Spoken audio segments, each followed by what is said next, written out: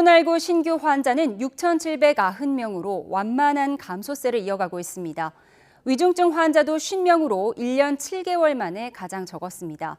정부는 다음 달부터 코로나19 격리자에 대한 지원금을 저소득 가정에만 지급하기로 했습니다. 취재기자 연결해 자세히 알아보겠습니다. 강민경 기자. 네, 사회 1부입니다.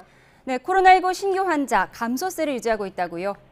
그렇습니다. 오늘 0시 기준 코로나19 신규 환자는 6,790명으로 보름 넘게 10,000명 이하를 유지하고 있습니다.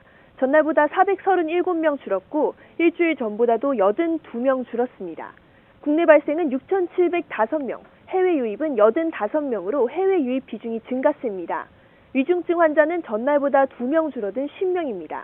지난 2020년 11월 11일 이후에 1년 7개월 만에 가장 적은 숫자를 기록한 겁니다. 사망자는 10대 1명을 포함해서 18명으로 누적 사망자는 24,516명입니다. 이에 따라 치명률은 0.13%로 유지되고 있습니다. 네, 정부가 다음 달 11일부터 코로나19 확진자에 대한 각종 지원 규모를 축소하겠다고 밝혔는데요. 이 내용 자세히 전해주시죠.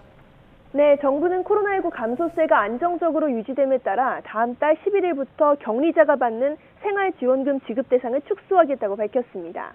그동안은 소득과 관계없이 격리되면 1인 가구 기준으로 10만 원의 지원금을 줬는데요. 이제는 소득 하위 절반 이하 가구에만 지원금을 주기로 했습니다. 이에 따라 1인 가구 기준 한 달 소득이 약 233만 원 이하인 경우에만 지원금을 받을 수 있습니다. 유급 휴가비 지원도 축소됩니다.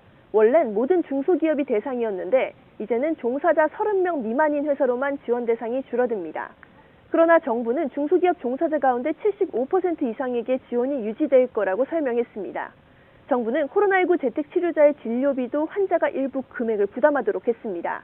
다만 정부는 입원 치료비와 값이 비싼 코로나19 먹는 치료제 등은 계속 전액 지원하겠다고 밝혔습니다. 지금까지 사회 1부에서 YTN 강민경입니다.